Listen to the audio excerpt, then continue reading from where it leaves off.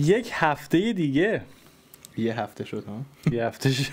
نه کمتر از یه هفته از آخرین بار که چرا بودیم. ویکند نمیمونه آخر هفته. چطوری؟ قربونت، تو خوبی؟ خیلی خوش اومدی. مرسی فدات بشم. خوبم. من که مزاحمم اینجا هر هفته. چه مزاحم مراهم فدات. عزیزم. قربونت تو. تو چطوری؟ خوبی؟ بد نیستم. کار سرویس کرده.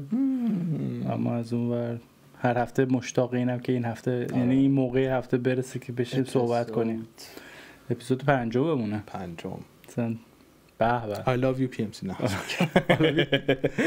خیلی بازدید خوبی داشتیم هفته پیش. واقعا. موضوع هاتج بچه‌ها بودن. یکم احساس می‌کنم بیشتر هات وولکس بکن هات وولکس بکن بود. خاطرات بچه‌ها با هاتج‌هاشون. آره احساس می‌کنم به هاتج برمیگردیم دوباره. آره برمیگردیم اپیزود دوم. خیلی آره یه 3-4 تا هاتج فصل هاتج قراره. منتظر خانم آقای جانسینا مسیج بزنه که با آقای جانسینا و هاتجش خانم آقای جانسینا فامیلیشو بگی سینا. اون جان فامیلی سینا دی دی دی. چجوری کرد؟ فکر نمی‌کنم. ماشینت خوبه؟ آپدیت می‌خوای بدی؟ آپدیت بده. بحث هر هفته ما. هر هفته؟ آره خوبه. احساس می‌کنم اون یه کمی که کم شده بود کم نشده بود.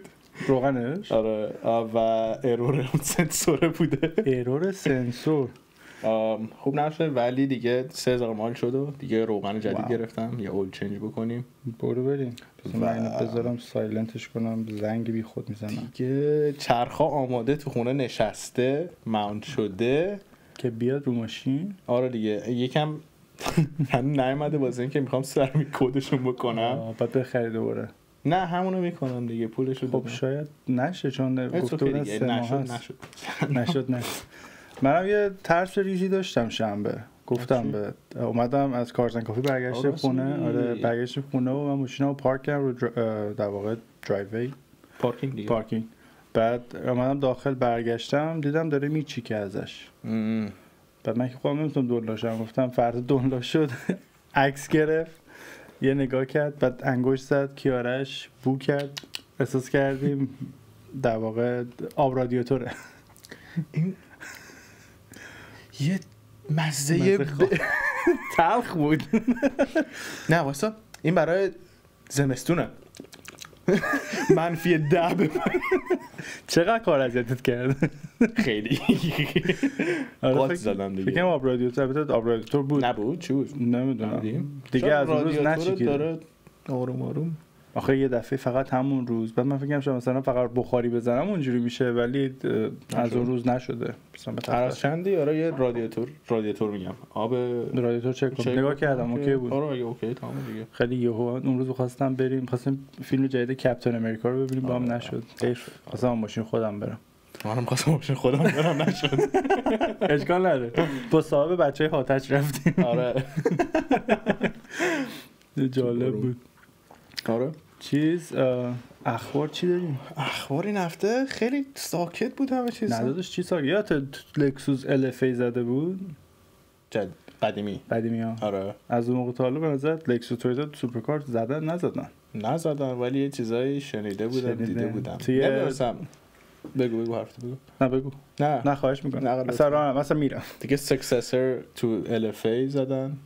ولی آخه LFA سکسس نداشته همش تو دیلرشی مونده بودن. الان هم نفروخته بودن اصلا. آره الان دیگه خیلی نه دیدم اخبارشو که توی در واقع پیست نوربرگرینگ که حالا میخواد داستانش هم بچه‌ها بگو چه جوریه ولی تو پیست نوربرگرینگ یه دونه در واقع ساکسسور که در واقع چی میشه جایگزین اون اسپورت کار LFA یا به عنوان تویوتا GT3 یه چیزی GR GT3 یا به عنوان لکسوس LFR ولی موتور 8 سیلندر تو این توربو ویدیوشو گوشته بود صداش خیلی قشنگ بود داشتن تست میکردن اگه اون بیاد خیلی باحال میشه جالب میشه. نوربرگرینگ یه ترک خیلی قدیمیه تو اروپا همه میدونن دیگه این دیگه تو کجای اروپا؟ نه اونو دیگه نمیدونن آلمان آدرس اروپا مال آلمان جرمنی دیگه جرمنی خودمون من کیارش بود اینجوری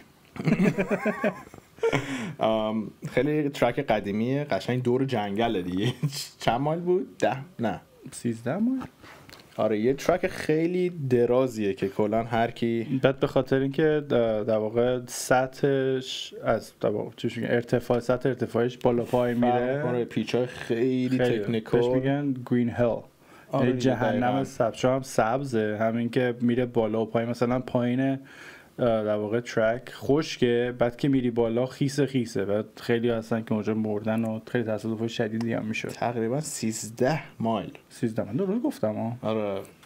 هوری نوای کوکا خودش گفت never mind.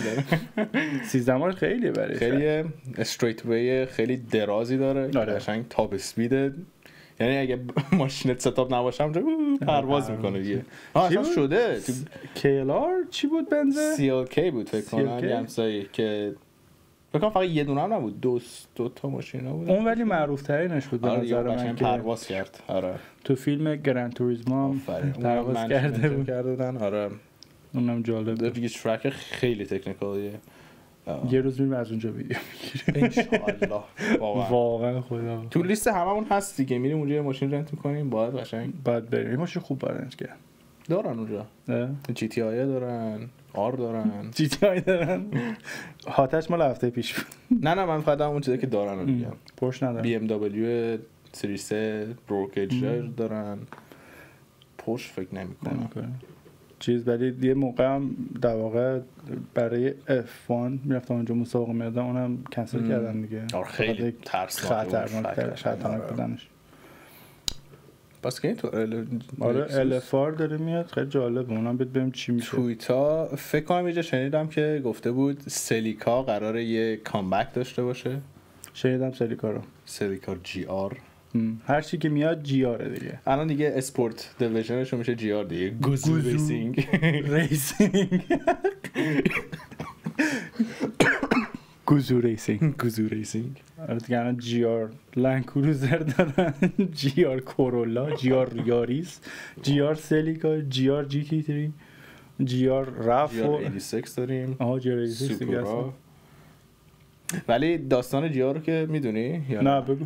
داستان جی آر اینه که اون موقعی که حالا LFA اومده و یکم بعدش تویتا قشنگ فقط یه دونه اسپورت کار داشت که اونم GT 86 بود که واسه BRC اینا بودش، و CEO خود تویتا می‌خواسته بره ریسینگ و واسه اینکه اسمش رو نده یه اسم ساختن و حالا اون دیویژن هم گذاشته بودن GR گوزو ریسینگ. اوکی. که دیگه اصلا هیچ کس نمیدونسته تا حالا جدیدترین سوپرا که اومده. بعد دیگه قشنگ CEO تویتا قشنگ دیویژن رو شروع کرده، یعنی خودش اونجا مسابقه میداده بدون که کسی بدونه. شهیده بودم اون مسابقه میادن میستم برای این بود. خیلی جالبه. آره قشنگ هنوزم همون CEO فکر کنم عوض شده اگه اشتباه نکنم، ولی مطمئن نیستم چون خیلی دارن جدیدن تویتا خیلی جدیدن داره مثلا ماشینای در واقع اسپورت کارشون و اینا رو زیاد میارن بیرون. آره الان سلیکا اگر بیاد که تقریبا خودشون دو باد کنن، نمیدونم با کی میخوان دیگه. فکر کنم موتورش چی باشه اون 4 سیلندر هایبرید؟ نمیدونم، سخته گفتنش. خود سلیکا فکر کنم قدیمیاش 4 سیلندر 4 توربو بود دیگه. 4 توربو احتمال داره 4 توربو از سوپرا اونی که دارن مثلا بذارن رو این. اونم موتور خوبیه. آره جی آر سوپرا. آره اونو دارن، یا شاید هم مثلا یه موتور جدید بسازن، نمیدونم. براشون کاری نداره موتور ساختن دیگه، چپ و راست موتور بسازن. آره دیگه اصلا پول نمیخواد که. سخت ترین کار همین در واقع ریسرچ کردن و درست کردن مثلا موتور جدید. همین فقط یه مثلا الان برداشتن تمام ماشیناشون 4 سیلندر هایبرید کردن یا 4 سیلندر یا 6 سیلندر هایبرید توی همه ماشینا میذارن دیگه. فکر کنم مثلا بخوام این کار شاید همون بشه، مثلا موتور فورانر جدیده بر تو سلیکا اونم میتونه آی فورس لند کروزر میشه واقعا.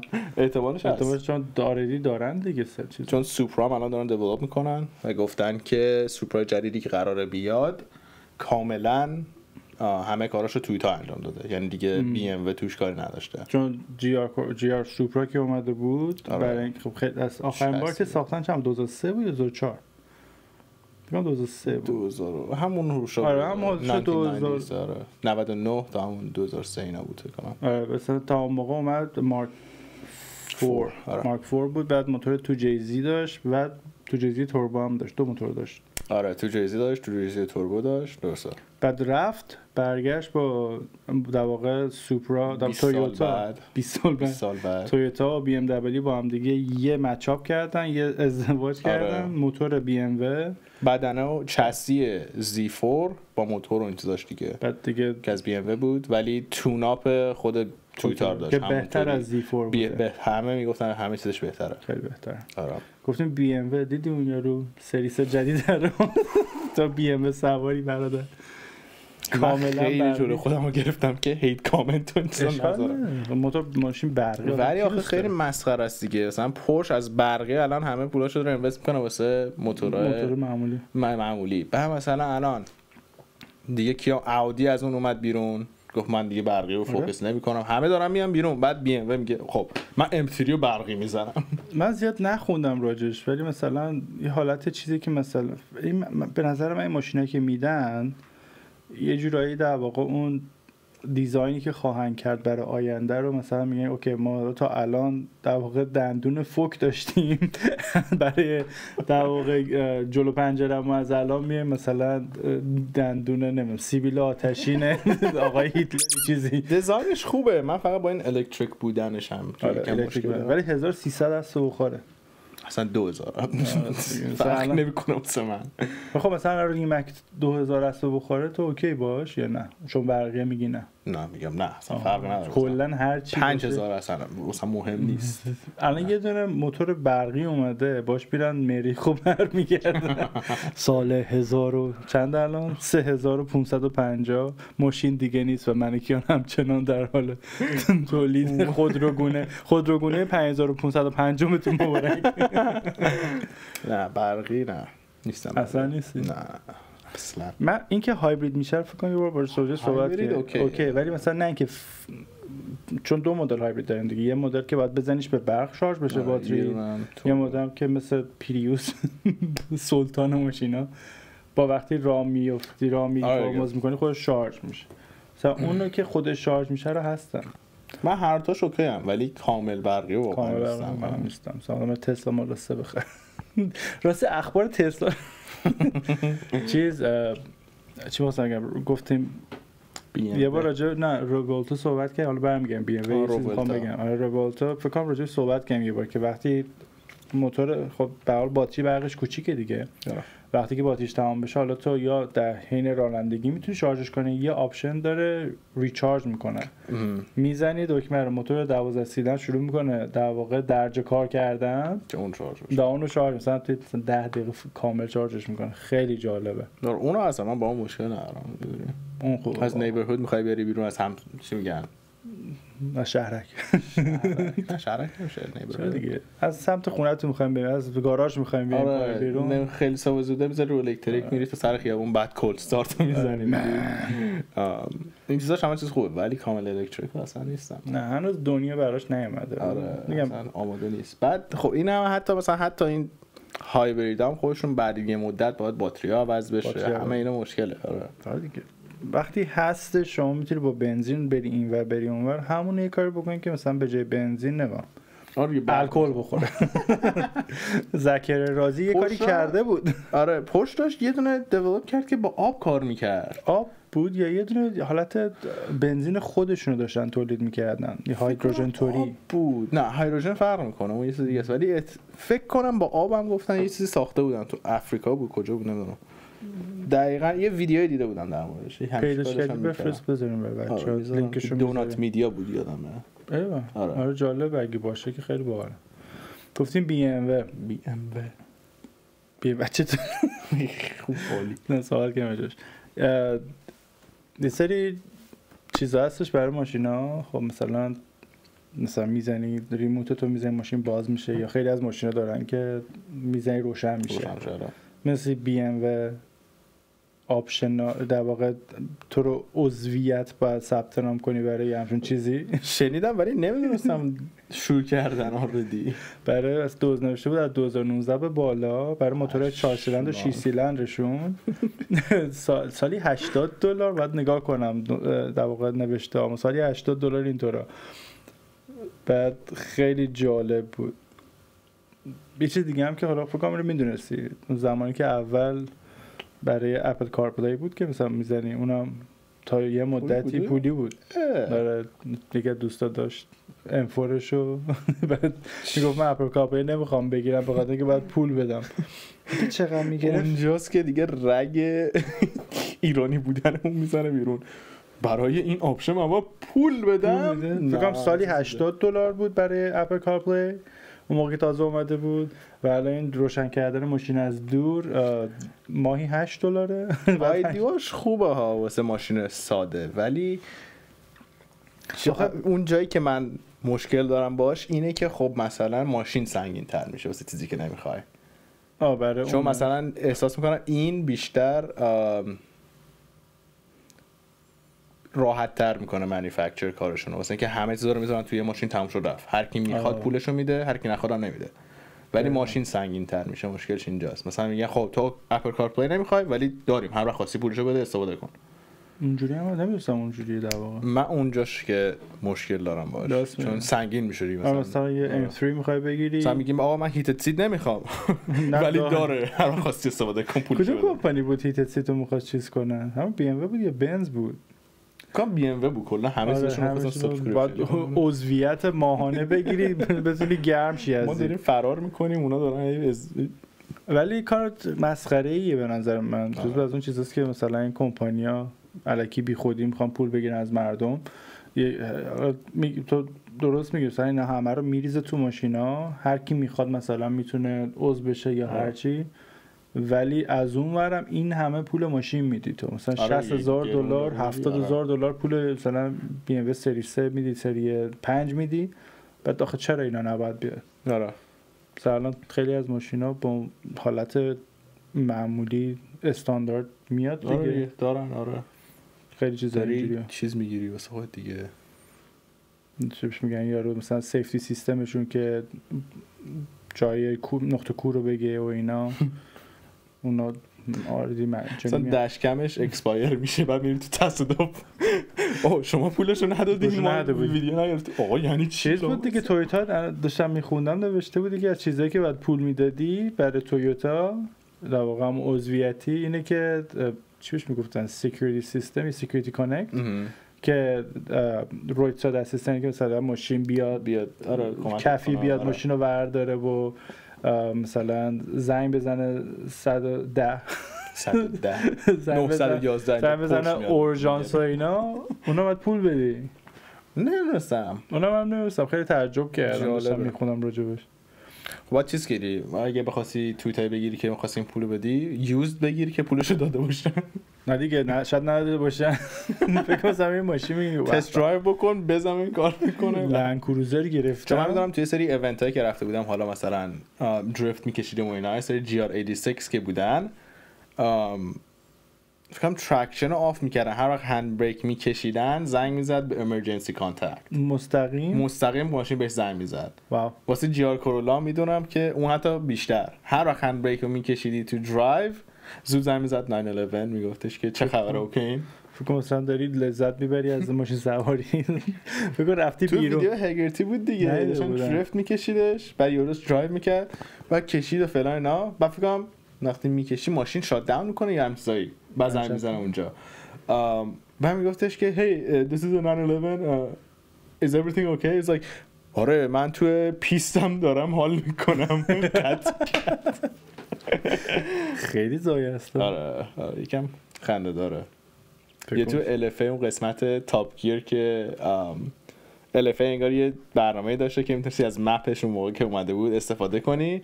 یه دکمه رو فرمون میزنی که زنگ میزنه به سنتر. بعد اون میگه خب where would you like to go؟ کجا دوست داریم بریم؟ بعد میگه آدرس رو بهش میدی، بعد اون از کامپیوتر میزنه تو ماشین که تو داری رانندگی می‌کنی مپ داشته باشی. نمی‌دونم داره. خیلی جالبه. من خیلی وقت تاپ گیر ندیدم، پیشم نگاه کنم. من کلیپاش آره. اون آخرین برنامه چیز دیدی؟ گراند تورو من ندیدم هنوز. دیدم 2 ساعت، 1 ساعت خورده قشنگ بود. من تاپ گیرم کامل ندیدم. مثلا همین این ور اون ور هر وقت که میتونستم دیدم. مثلا خیلی اونطور نوستالژیک آخرش نشدم چون مثلا دفعه اولی بود که داشتم میدیدم اونجا رو، ولی کلا اون سه تا کلا اصلا خیلی خوبه، خیلی خوبه. ما هم شاید مراتب بشیم ما دوتا. Brilliant.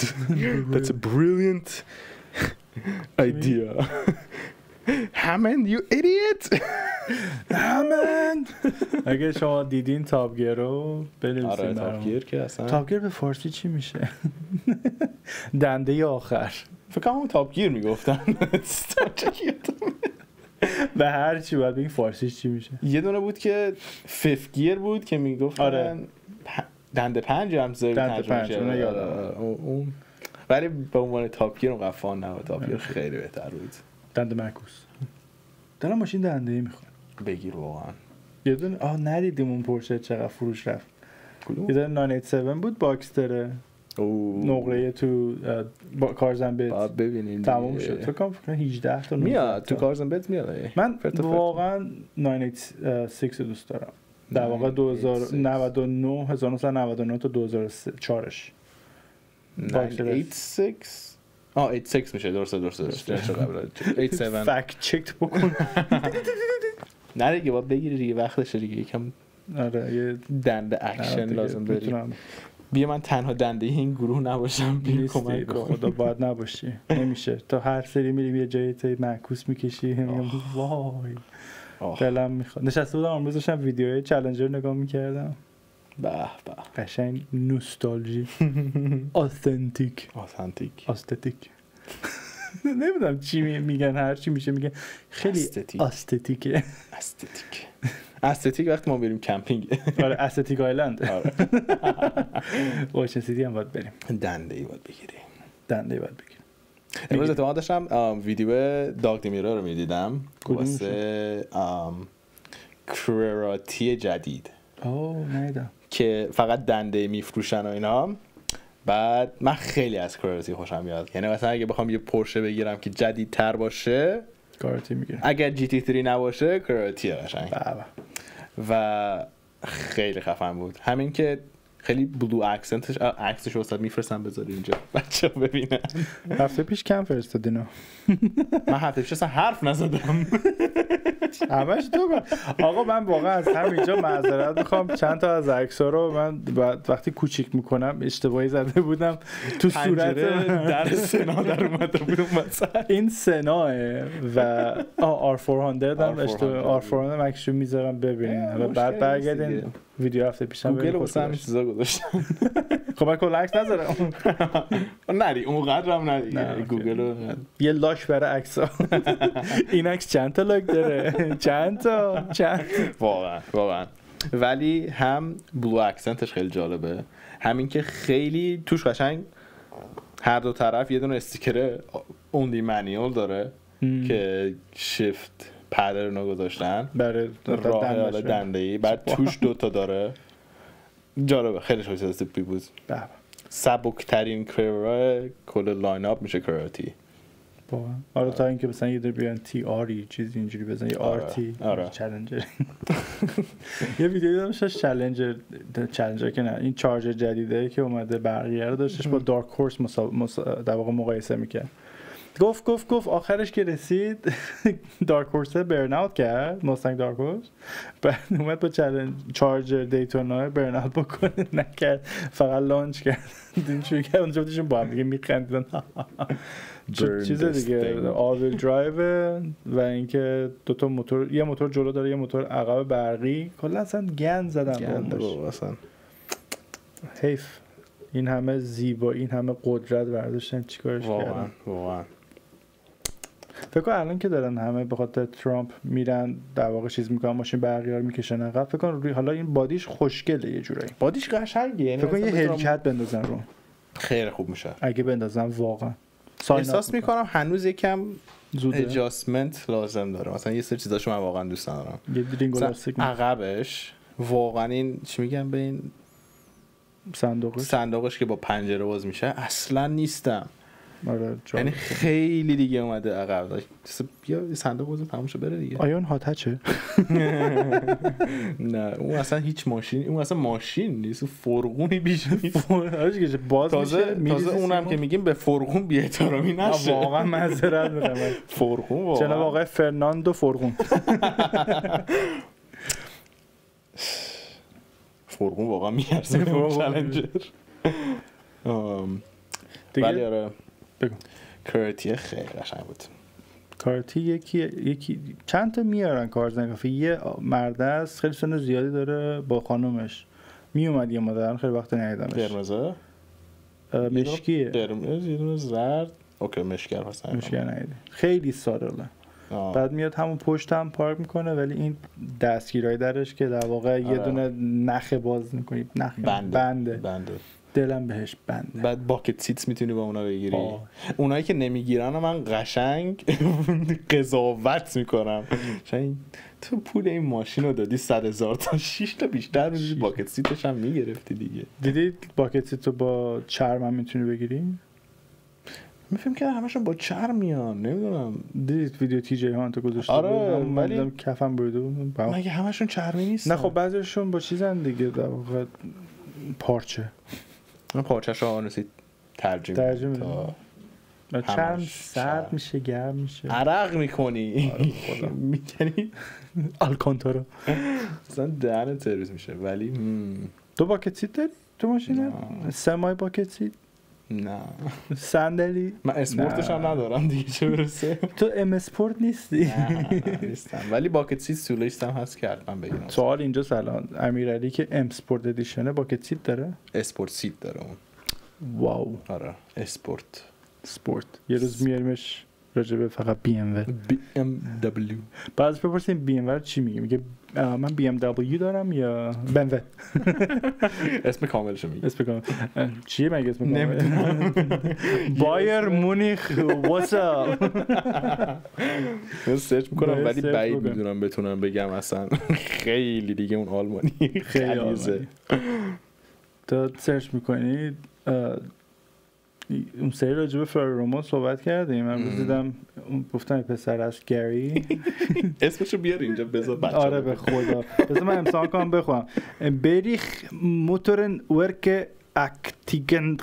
بچه‌ها بخونید خودتون، اصلا امکان نداره. یکی اشتباهی دستشو گذاشته رو کیبورد چند تا چیزو نوشته. نه داشته می نوشته تا موتورش که رسیده بقیه‌اش چی شده؟ اوه اینتر هم زدم. خب دیگه همین میشه دیگه. اون یارو گفتم فکرم روما اسپایدر که صحبتش کردیم، گفتی اومد کیتی، فکرم گریه ولی گری نه، ولی اون مشوشو گرفته حاجی. عکسشو میذارم.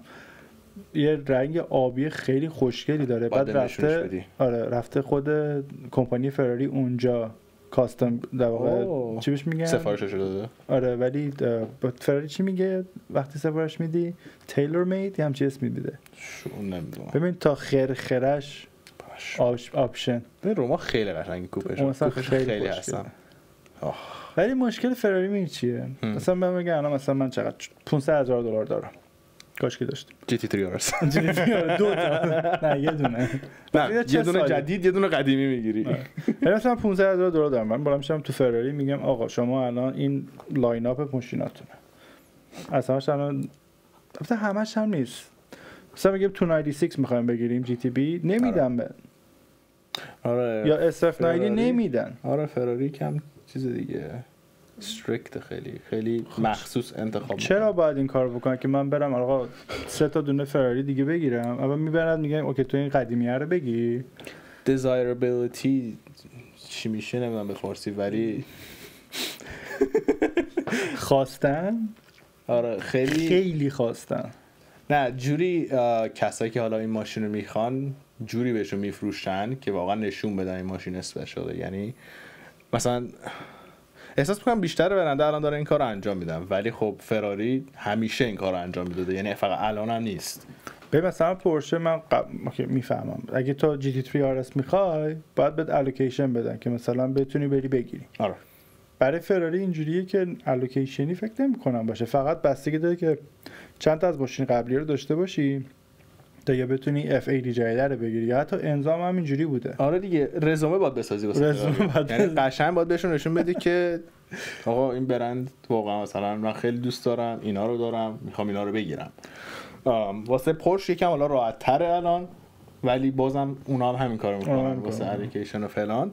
ولی فراری دیگه خیلی چیزه. فراری تاش. آره فراری تهش خیلی مثلا خواستن در مورد این سوپرکار ران نبود، نمیدونم شاید هم همیلتون بود، ولی کلا مثلا خیلی اومده مثلا SP3 دیتونا اومده، خیلی باید مثلا تو برید 5 تا 6 تا فراری دیگه مثلا پرسنگوه بگیری، روما بگیری، اینا یواشتر میگم بچه عکسش رو ببینن. مثلا پرسنگوه فراری SUV که 12 سیلندره، خب خوبه دیگه، موتورش خوبه، شاسیش بلنده تقریبا.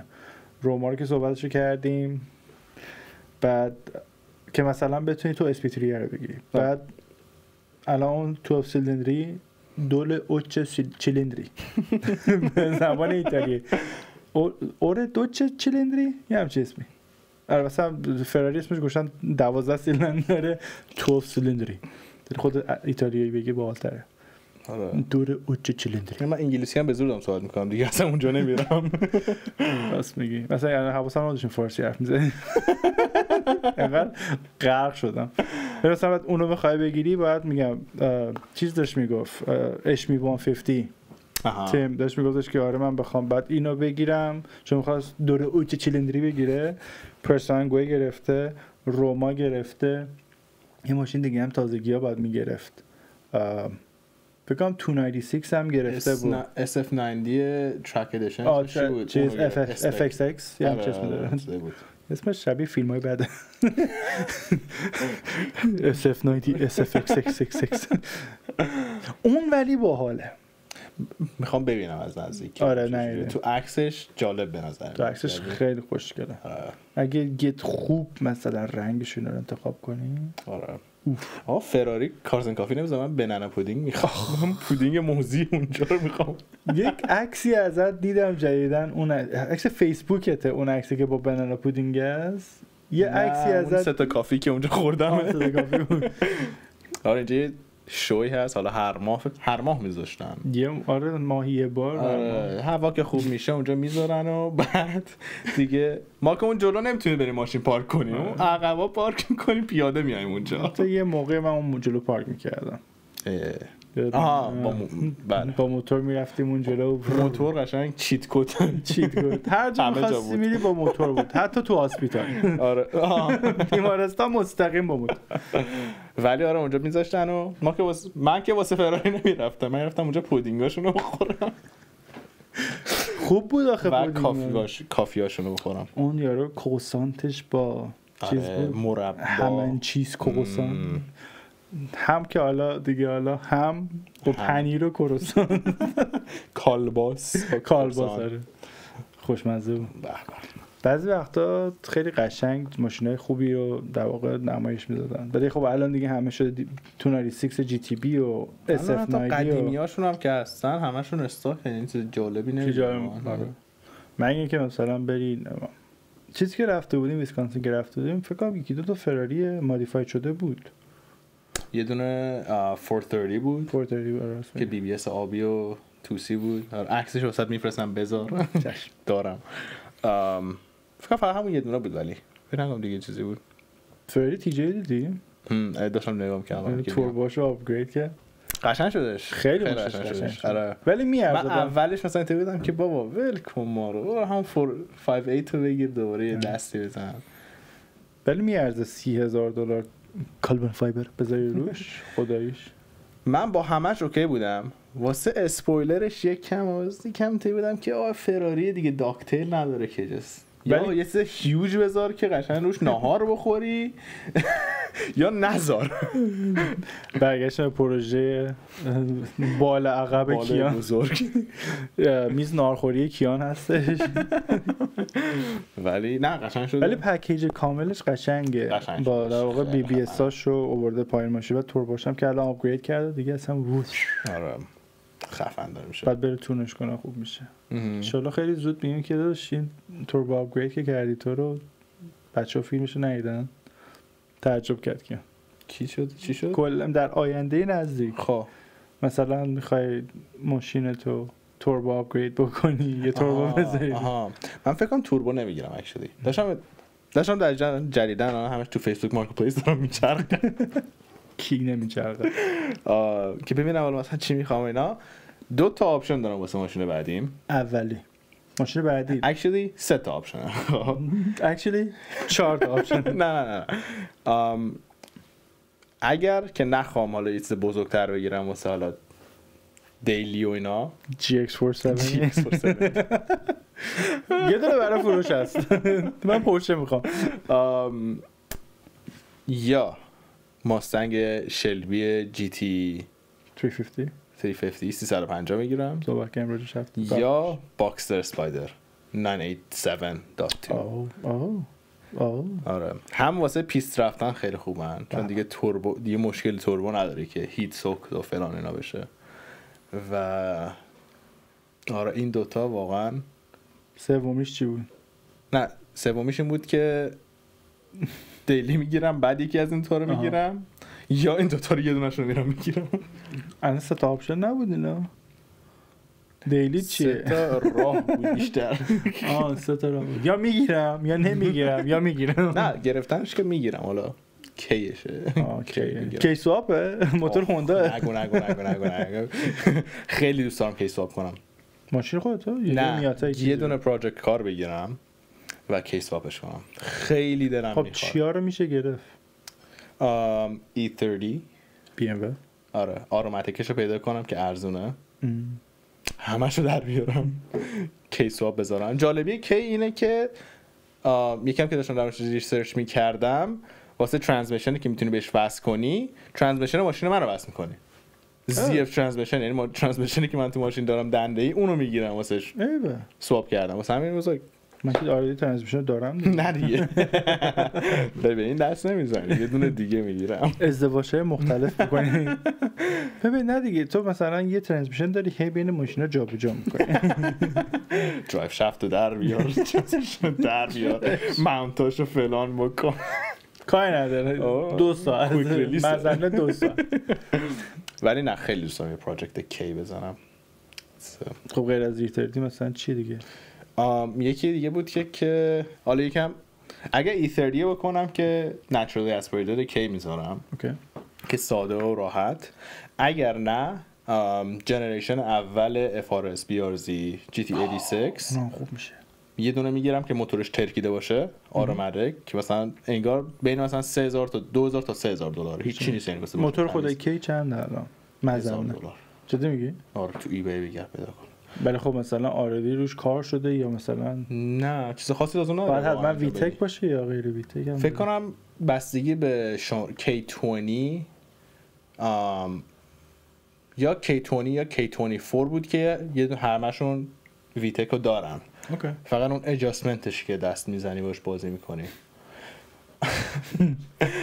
و اونو انجام داده بودن گذاشته بودن با همون ZF ترانسمیشن کنم مثلا باشه مثلا $700 تا $1000 ترانسمیشنش. نه تو مثلا با $6000 میتونی یه دونه FRS خوب به جمع کنی؟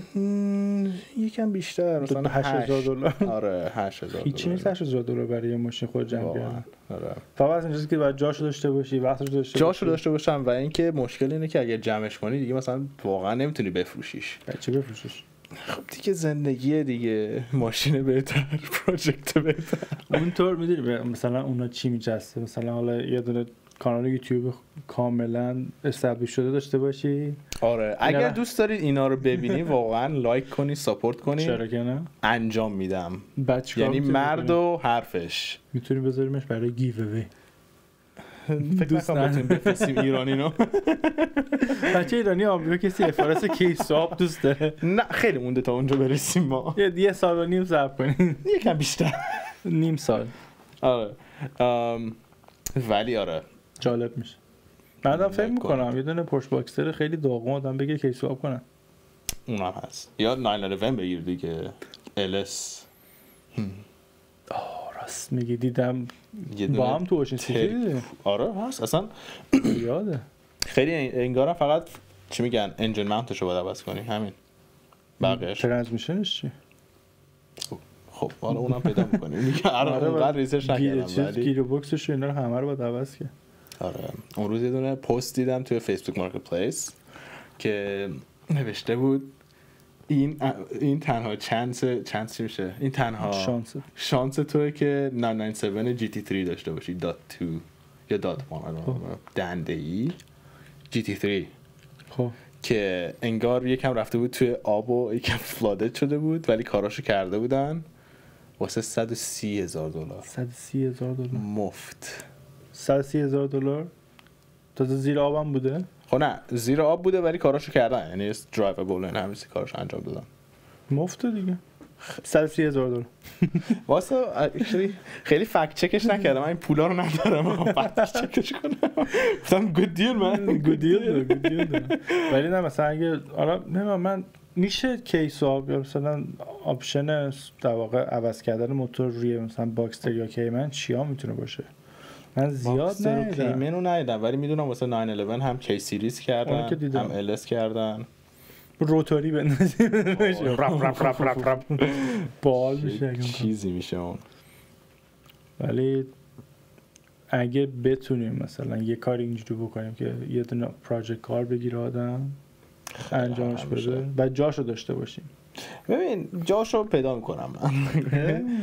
بچه‌ها ساپورت بکنن، بچه‌ها ساپورت بکنن، ما هم جاشو پیدا میکنیم هم ماشینشو. ساپورت از شما، بدنه ماشین از من، کیس آب از تو. واقعا از من انجامش میدم. داشتم راجع به هشپک رو صحبت میکنم بعدش. خب بعداً بفرست برام، بعد میذارم برای بچه‌ها. آره نه الان من خیلی الان گیر دادی که آره تو برو بحث بعدی من تا پیدا کنم. بحث بعدی راجع به این فروخته شده که قیمت نمیدن فروخته شده. نه نمیدن. $130,000 مفت. ببین راجع به مثلا الان کی صحبت کردی اولی مثلا ویتکی که اومد به نظر کی بود؟ همون صرفای 1990 اینا بود. آره فکر کنم اسم موتورش رو دقیقاً B16 یا B16 یا B19 بود یا حتی فکر کنم قبل اون بود. نه قبل‌تر مثلا 1980 like آخرای 80 اینا بود که اومدش. عجب. آره به نظر تو مثلا اون موقع چیز نبود بهترین زمان برای ماشینای ژاپنی اینا نبوده؟ وای من میگم اگه بتونم برگردم ترجیح میدم برگردم اون موقع ژاپن. واقعا میخوای برگردی اون موقع ژاپن یا میخوای برگردی مثلا 1960 تا آمریکا؟ نه اون موقع ژاپن ها جیمه اصلا. چرا؟ JDM بازم ببین اصلا یک خیلی کارچر JDM من دوست دارم خیلی. از چیش خوشت میاد؟ ببین اصلا چیزایی که مثلا جای دیگه دنیا اتفاق نیفتاده دیگه، مثلا کارایی که کردن یا جوری که انجام دادن، مثلا دریفت درست کردن و حالا درست کردنش نه ولی جوری که انجام میدادن. مثلا بچه‌ها مثلا از های اسکول و نه کالج اینا نصف شب پا میشدن میرفتن یه کوه دور افتاده که نه پلیس باشون کاری داشت نه چیزی، همونجا به ریسک خودشون اونجا دریفت میکشیدن مسابقه میدادن این چیزا. این همون توی چیز دیدی انشالدی بود ولی واقعیش هم بوده. نه اصلا انشالدی از روی واقعیت ساخته شده، یعنی همه کاراکتراش واقعی بودن، یعنی تیم بندی و چیز مثلا شهرک‌های مختلف تیم داشتن استیکر داشتن. یعنی این بنده خدا همیشه میرفته توفو سفارش میداده نه توفو بحثش فرق بود. اصلا خوب شد که گفتی واسه اصلا انشالدی توضیح ریزی بدم. انشالدی همون برمیگرده به 90 اینا و با یه کرولا قدیمی فیلم شروع میشه، سریال شروع میشه AE86 که قشنگ اصلا کلاسیک اون فیلمه، یعنی اون فیلم رو ببینی عاشقش میشید. که حالا یه بچه بوده توی های اسکول، گواهینامه هم نداشته ولی باباش مجبورش میکرده چون یه توفو شاپ داشتن که دلیوری کنه مثلا صبح زود، مثلا 2 صبح به یه هتلی که اونجا باشون کار میکردن. و انقدر از اون کوه ماونتن مثلا چند سال رفته اومده همه چیزش دستش اومده بود، یعنی تکنیک رانندگی و همین چیزا. و یه تیکه خیلی جالبش اینه که قبل اینکه بره باباش یه لیوان کاغذی برمی داشته، کم آب میریخته میذاشه تو کاپ هولدرش، میگفته نباید بریزه. چیز که بودن دونات میدیه یه بار امتحان کرده. آره این از اونجا اومده و نمیریخته دیگه، مثلا انقدر اول آروم شروع کرده بعد هی تندتر و تندتر شده، از همون تکنیک رانندگی یاد گرفته بدون که خودش بدونه. چقدر جالب. بعد حالا تیمای مختلف میان میبینن این ماشین رو داره تو کوه میره و بهش نمیرسن، یعنی انقدر تند و راحت داره میره. بعد از اونجا دیگه اسپارک میخوره و بعد میرن پیداش میکنن و فلان اینا. بعد جالبش اینجاست مثلا میره حتی مسابقه هم که میده نمیتونه توضیح بده داره چیکار میکنه، یعنی مثلا همش خودش یاد گرفته، مثلا نمیدونه چیکار میکنه. نه در مورد ماشین چیزی میدونه نه هیچی، یعنی فقط رانندگیشو میکنه. بعد حالا اونجا تیم بندی میشه و حالا مثلا افراد مثلا چند تا تیم تو همون محله میان مسابقه میدن و فلان و اینا. بعد از اونجا دیگه یکم بزرگتر میشه. دلم خواست ببینم. خیلی جالبیه. بعد چیزی که فکر نمی‌کنی خیلی تکنیکیه، یعنی مثلا حرفایی میزنن که تو میگی خب واسه چی گفتن دقیقاً، یعنی خیلی تکنیکیه. اینو به زبان اصلی یا به زبان ژاپنی؟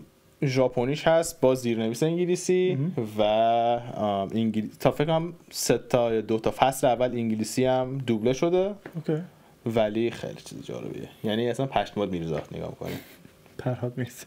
آره اصلا جوری که میکنم. بعد حالا این یکیشه که حالا مثلا درفت میکشیدن و یا مثلا ماونتن ران میرفتن. بعد درفت ساده هم نبوده، یعنی مثلا همشون وقتی بود و مسابقه‌ای بوده، یعنی درفت واسه اینکه تندتر جای بپیچن استفاده میکردن. یه گروه دیگه هم بوده میدنایت کلاب، نه شنیدی؟ آره یه گروهی بوده که حالا با یه سری ماشینا خیلی تند واسه 1990 اینا اونم بوده، تو هایوی توکیو مسابقه میدادن و کلابی بوده که خیلی کم افراد رو انتخاب میکردن، یعنی کلاب آزادی نبوده. مثلا قرارهایی که میذاشتن توی روزنامه رمزگذاریش میکردن، یعنی اون کسایی که میدونستن کجا باید برن ساعت چند. آره بعد کاتگوری مختلفی داشتن و بعد مثلا یه چیز جالبش اینه که تو خودشون که مثلا توضیح میدن میگفتن که اولین قانون این کلاب اینه که بقیه افرادی که از خیابون دارن استفاده میکنن تو ریسک نذارین. اوکی. یعنی اگر کسی میدید یا تو ریسک گذاشتی یا حتی خدا اتفاقی افتاد تصادف کردی تموم دیگه برنگشتی. آره کار خطرناکشون رو میکنن در عین حال ولی یعنی آره احترامشون رو به بقیه افراد میذارن که از اون خیابون پابلیک دارن استفاده میکنن. اصلا دنیایی داره. مثلا فکر کن تو این کشور به اون کوچیکی یه چیزایی میبینی که اصلا باور نمیشه. چقدر کوچیکی مگه؟ تو تگزاس جا میشه. 3 تا ژاپن تو تگزاس جا میشه. تو جیب جا میشه. خب داداش رفتی به خود ژاپن میآوردی. آره راست میگی. یه اپیزود بذار ژاپن. وای چه اپیزودی بشه. من چیزی که شنیدم این کار در واقع همایشای ماشین شبونشه. دایکاکو همه اسمارم بلده ششه. دایکاکو یه پارکینگیه که حالا نزدیک جایی که حالا کشتی ها میان میشینن و ورود و خروج کشوره، مثلا اینجوری میشه گفت بندر که آره بندر که از همه چیز دور افتاده و اینا. اونجا کلا هر شب هر کی که آزاده میاد ماشیناشونو پارک میکنن و هر شب میاد یا فقط نداره. آره تو روز هم هست، یعنی شب هم مجبور نیست، هر کی حوصله داره میخواد میاد اونجا پارک میکنه. خیلی از این ویدیوهای یوتیوب که نگاه میکنه سمت رندوملی میرن و مثلا میبینن یکی از گرونترین ماشینا میان اونجا پارک میکنن و حرف میزنن و بعد میرن. تو اون چیزی که رفتی یه فکس فرستادی تو گروه نمایشگاه ماشینه که پشت هتلت بود. آره قشنگ پرریزون بود.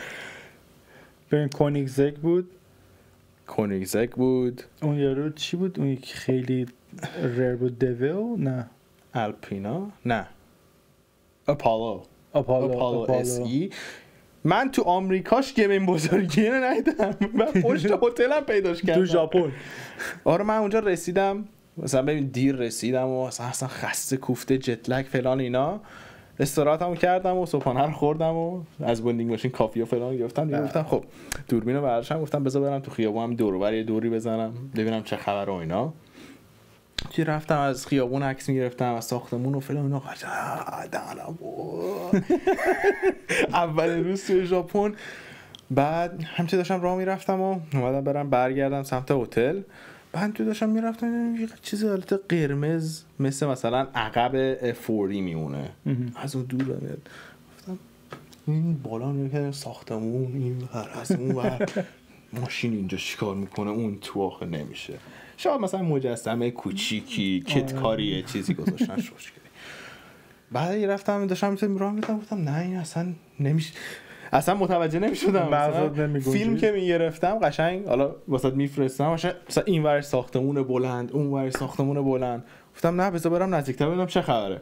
هر چی نزدیکتر شدم دیدم واقعی تر داره میشه، بزرگتر داره میشه. بعد یکم پشمام ریخت. بعد رفتم نزدیکتر دیدم یه F40 اینوره، یه دونه لامبورگینی میرا اینور. آره میرا هم داشتن. پشمام ریخته بود. بعد من میرفتم دور ساختمون میدم از کجا باید داخل بشم برم ببینم. شیشه میشکنی کمک. نه رفتم از پله‌ها بالا دیدم اینور که دری نداره، از اون برشم رفتم پشت ساختمون دیدم هیچی نیست. بعد یارو فهمید من درست کنم گفت اونوره در اسکل.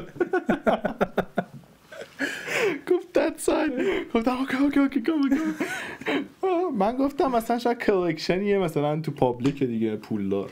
بعد فهمیدم که نه شورومه و همشون هم واسه فروش بوده. خب می‌خرید مزایده میرفته. آجی خیلی ماشینای خوبی بود. اصلا پشمام ریخته بود. مثلا یه دونه استینگر نو اونجا پارک بود. بر پشت رستوران. آره پشت بود. سینگر آره. اوپالا بود، F40 بود، مایرا لامبورگینی میرا این نفس عرقی کشید. انا هنوز که برگشتم اینقدر در موردش اینقدر هیجان زده میشه، یعنی اصلا باورم نمیشد. بعد اون میرا کلا تو کل جهان 2 تا ازش بود، من یکیشو دیدم 2 تا. واو مایرا ساده هم نبود اصلا. بیا دست بزن به دستم. ماشین دست نزدم ولی نزدیک بودم. ببین تجربه اینجوری رو من برات تعریف کردم یه بار. ما توی اینجا گفتم به بچه‌ها. آره فکرم گفتی عکسشم شاید نمیدونم چیش نگفته باشی. نه نگفتم. اون تجربه‌ای که خیلی برام اونجوری بود. حالا تو مثلا رفتی توی شهری و مثلا امکانش هست ببینی. ما وسط ایالت یوتا آمریکا بودیم. بعد اگه فیلم فارست گامپ رو دیده باشه کسی، یه قسمتی هست که میدوه فارست گامپ تا یه جای میدوه و بعد وای میسه میچرخه میگه خستم میخوام برم خونه. به اونجا میگن در واقع جای فارست گامپ. بعد پشتش یه بک‌گراند خیلی قشنگه. ما واسه مکس میگرفتیم و من بعد دوستم مکس میگرفتم، همینجوری داشتم میگرفتم ماشین میومد رد میشد. یه دونه رد شد، ماشین معمولی بود. دومی رد شد، نگاه کردم مکلارن 720. گفتم اوکی خب مکلارن 720 دیگه خیلی جالبه باریکلا. یکی دیگه رد شد 650 اس بود. گفتم اینم جالبه دیگه. همین که دوباره برگشتیم وسط خیابون رو ماشین رو رد میشن. 2 تا عکس بگیر. بعد دوباره دوستم گفت چی داره ماشین میاد. ماشین میاد. من اینجوری چرخیدم نگاه کردم. ببین اینجوری بودم. مکلارن F1. اونو بهم گفت که اصلا پشمام ریخته بود. این رد شد. پشتش یه مکلارن P1 بود. ببین من میزدم تو سر خودم. میزدم واقعا جیغ میزدم. همه دور و برم تعجب کرده بودن که چی شده اینو. یارو که جیغ میزنه ماشین میره. دیدم اونو. دیدی واسه میفرستم. بعد P1 هم رد شد. گفتم اصلا چه جوری میشه؟ بعد دوباره پشتش دوباره یه 720 720 رد شد و یه مثلا 600 LT رد شد و فهمیدم که اینا مثلا حالا تو یه چیزی هستن. ببین یه دونه F1 دیگه اومد. من آماده بودم دیگه اینجا یه دونه آبی خوش رنگ. من خیلی اون رنگو دوست دارم. ببین خیلی جدیدن خوشم اومد از اون رنگ. اصلا چند تا مگه F1 درست کردن که من ندیدم تا الان. تمام. من P1 هم ندیدم جدید. 2 تا دیدم، یه P1 دیدم. دومیش رد شد، عکسامو گرفتم. یکی دیگه پشتش بود مشکی رنگی طوری. بعد یارو اینجوری بای کرد تو عکساش هست. من 3 تا مکلارن F1 دیدم، 3 تا مکلارن P1 دیدم، یه دونه مکلارن P1 LM. کلا 6 تا ازش تو دنیاست. ببین من توی اون صحرای برهوت میپریدم بالا پایین، اصلا یه جوری فشارم رفته بود بالا. میدونم چی. یه دونه عکس ولی گرفتم از پیوانه بهت نشون دادم از پشت. قشنگه. بعد سوار ماشین شدیم رفتیم سمت اونا. چی رفتیم اونا؟ Excuse me sir, what did you do for a living؟ صحبت کردم باش، خیلی یارو گو بود. بعد دنبالش رو وایساد داشتن عکس میگرفتم. من پیداش شدم خودم معرفی کردم، گفتم که من خب عکاسم و اینا. اوکی. بعد عکس رو گذاشتم، مسیج داد که چرا نیومدی خودتو معرفی. گفتم من کردم. یه پشتش بک‌گراندش همون مانیومنت ولیه، خیلی خوشگل. رنگش که رنگ خاصی هم هست، خیلی خوب بود، خیلی جالب بود.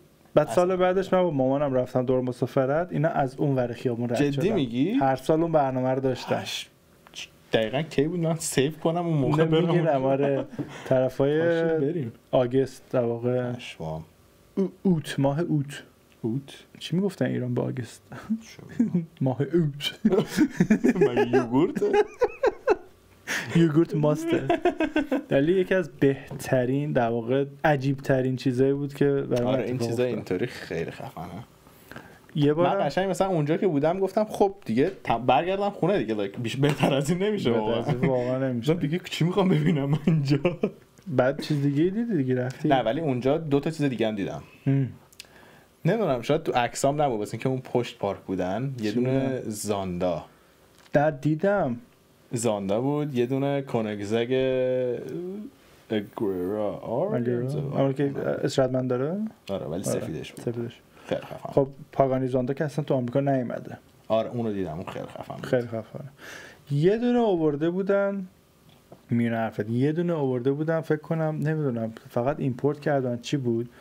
2 نفر به من مسیج دادن که من پاگانی زاندا دیدم. یکی رئیسم بود یا همکارم بود. یکی هم رو اینستاگرام فرستاد گفت look at this. سفید بود. آره توی 495 داشت میومد سمت ویرجینیا.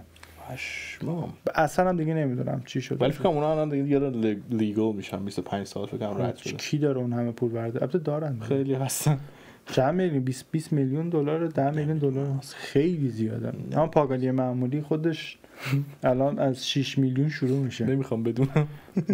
$130,000 مفت نمیخوام بدونم. GT3 ما GT3 فلاش شده خراب شده نمیتونیم بگیریم. ما باکسر اس 2002 رو 3 سال بعد سرویس میشه. اونا رو میگیریم ان شاء الله بزودی خدا بخواهد. آره لطفاً لایک ساپورت یادتون نره. به جای لایک و ساپورت بچه‌ها که حالا میکنم ما خودمون بعد گو فایند می زاندا ای خدا زنگ بزنیم به رئیسای ما بگیم که پولمون رو بیشتر کنن. نمیکنن که. خب دبل باید کار کنیم. به جایی که مثلا ریکورد میکنیم بعد ما مثلا کار باشیم اضافه کاری بزنیم. نه دیگه بچه‌ها اگر لایک کنن و نشون بدن دیگه ما اصلا کار فعلا که نه شوخی میکنم. کودتا کردن بچه‌ها این چند وقته. این ویدیو قبلی داشت. ویدیو قبلی که با بچه‌ها بودیم کیارش اینا خوب بازی داشته. ویدیو قبلش آره کودتا کردیم. دمتون گرم. بزنیم بریم ببینید دیگه کی سریز دیگه تو راهه. ولی قول بدیم. قول میدم واقعا. قول میدیم. یعنی واقعا یه همچین کاریو میکنه. چون حالا درسته ما خودروگونه داریم برای پادکست انجام میدیم ولی این کانالی که هستش اصلا کلا از اونجا اومده که راجع به ماشین باشه به زبان فارسی برای شما. حالا چه در واقع ریویو کردن و بازدید ماشینا، چه کی سواب کردن موتور هوندا رو گذاشتن رو موتور پورشه. آره اسپارک پلاگامون رو نشون میدیم. شنبازی میکنیم. ما خیلی چرخ هم خوب بلدیم. چرخ خیلی بلدیم. پارسا رو میاریم یه بار یک بار 2 بار قرار بشه 3 بار فقط پارسا عوض کردیم. فقط پارسا بوده. همه کار یه چرخای منم عوض کنیم پس یه روز. من یه دست میتونم بهت کمک کنم. این در همین حد میتونم وزن به بارسا میگم بیاد که یکم جور بذاره کمک کنه. ولی نه من چرخام بازاره باید بریم بذاریم. برای شنبه باید بذاری دیگه. شنبه چه خبره؟ کارزن کافی قبل شنبه سعی کنم بذارم. آره دیگه الان امروز 3 شنبه بود. 5 شنبه شاید. بی حرف پیش. آره.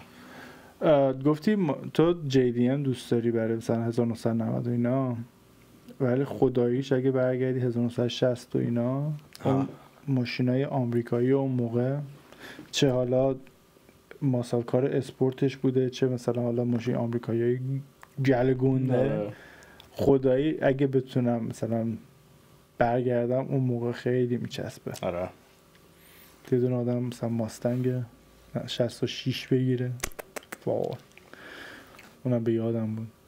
چارجر 69 تو سه گفتی نه 68 بهتر گفتم نه 69 بهتره. کامرا گفتی کامرا 68 69 بهتره. 69 بهتره میگن انگار بهتر من که نمیدونم. انگار قیمتش بیشتر از بقیه‌شون واسه همون. اون عکسای ترانزامو داشتم نگاه می‌کردم امروز. آره دنیایی بود. رفتیم در واقع جوری اولین پروژکت کار میشه گفت دیگه. ماشینی که روش کار کردیم که من برداشتم اینجا 1987 پانتیاک ترانزام GTA بود. گرند توریسمو امریکانو اصلا میتونی آمریکایی بگی گرند توریسمو امریکانو. بعد $1200 پولش دادم. ای کاش اون روزا برگرد واقعا. بعد ولی خب رنگش خیلی بد بود. آره سوخته بود. بعد $400 پول رنگش شد. دادیم یه جایی که تاکسی رنگ میکنن رنگ کردیم. زرد قناری. روز اول ببین قرمز اومد، رنگ عالی، همون کد رنگ هم داره. مثلا 2 هفته گذشت آفتاب زد صورتیش کرد. قشنگ اینجوری بودم چرا این رنگی شده؟ نه کالر بلایند شده. یه کدش یه چیزی بود، یه چیز اصلا خیلی خنده دار بود. ولی داشتم 2 سال داشتمش شد. یه بار در کاپوتو باز کردم میسی نگاه کنم، دستم کردم پشت در واقع چیش میگن دیستریبیوتورش، چیش میگن یه چیزی پخش کن. بعد یه دونه از اون پشت یه دونه چراغ قوه کشیدم بیرون، چراغ قوه گونده. بعد از اون تایمینگش ریخت بهم. دیگه من نتونستم سوار ماشین که میگن if it ain't broken don't fix it. راست بگی خراب نیست چرا میخوای درستش کنی؟ بعد آره دیگه از اون موقع بعد رفتیم باش کارزن کافی، من رفتم باش برگشتم خاموش میگم دیگه پارکش کردم، سعی کردم درستش کنم، باش لوازم خریدم که داد دیگه نصف موتورشو باز کردیم و فروختمش. ولی اونم جدلی امروز میگفتش که یه چیزی اینجوری درست کن، روزای جالبی بود. آره از وقتی یادش میره. من الان بی ام و قشنگ پروژکت کارمه. چون میاتا قشنگ هیچیش خراب نمیشه، فقط من داشتم اضافه میکردم. مثلا اسپارک پلاگش عوض کردم، با اون میگم که چرا عوض کردی، کار میکرد. راست میگی اصلا هیچیش خراب نمیشد. یعنی کلا یه بار یکم مشکل داشت، اونم واسه این بود که یکی از وکیوم لایناش اومده بیرون. ماشین یه هفته خوابید واسه یه وکیوم لاین. قشنگ رفت تو. اصلا هیچیش خراب نمیشه. ولی الان از عوضش حوصله سر نمیره. الان ببین آره هم حوصله‌ام سر نمیره، هم استرس دارم. نه استرس خیلی بده. نه مشکل نیست، درست میشه. آره با فوقش تو راه میمونی حال میکنی دیگه. زنگ میزنی کفی بیاد برات. الان با ممبرشیپ سالی بگیرم کفی داشته. تریپل ای. نه هگرتی بهتره. راست میگه هگرتی داره. هگرتی باید بگیرم. آره. میتونی برام با ماشینم میتونم بگیرم. فرق نمیکنه واسش. امروز که ماشینم اونجوری شد تو داشتی نگاه میکردی موتور عوض کردن موتور چند بود موتور من؟ 1000 تا 4000 یا امسال بس. به نظرت میارزه آدم یه دور مثلا موتور ما که میخوایم کیس سواب بکنیم ولی موتور رو همون ماشین خودمو بندازم دوباره روش نو بگیرم؟ نو که نمیتونی بگیری، مالش پایین‌تر باید بگیری دیگه. چرا که نه؟ نمیدونم. امیدوارم که خراب نشه ماشین بزنم به تخته. نه بابا. حالا فعلا که چیز بوده. یه اوورال باید بکنی. آره یه مینتیننس کامل باید بکنم. ببرمش تعمیرگاه هفته دیگه که داره میاد ببینم چیش مشکل داره. چیز البته خود میگم بازم خدا رو شکر چیزی ازش نریخته. آره. نه امروز گاز دادیم ترسید شاشید خودش. کی؟ از کارزن کافی میومدیم گازی هم ندادیم. تو رفتی آخه زود. من راست من نبودم. نه جات خالی بود. شما گاز میدین. نصفه بودی. آره. نه جلوه. نمام چقدر شدیم. چک بکنم. خب نه الان باید من قطعش کنم. برو چک کن. من نگاه میکنم. برو بریم یه ساعت شده. شد؟ البته از همون جایی که بودیم که نمیشه دیگه چیز کرد. تو که من دیگه بلند شدم خون به پام برسه. آره بریم مگه میشه مثلا موتورم عوض کنیم. قش بار میشه. یا دیگه باکستر رو بگیر بذار بمونه دیگه. آره یه باکستر رو باید بگیرم. هوام داره آروم آروم دیگه خوب میشه دیگه، لازم نداری اصلا جی اکس رو. نه دیگه جی اکس رو دیگه آدم باش میره میاد دیگه. آره ولی میگم مثلا موتورش اگه خدای نکرده پیش بیاد دیگه باکسر رو داری دیگه. خب اگه موتورون یه چیزی پیش بیاد چی؟ نه اون کمتر احتمال داره کمتر احتمال دیگه. حالا بعد میگم یه بار بعد بشیم با هم دیگه، حالا یا با دوربین یا بی دوربین بشیم قشنگ اون چیزایی که آپشنایی که میتونیم بگیریم با خب مثلا کار شاپینگ بکنیم. البته بچه‌ها یادشونه که گفتی اگزوزش با من.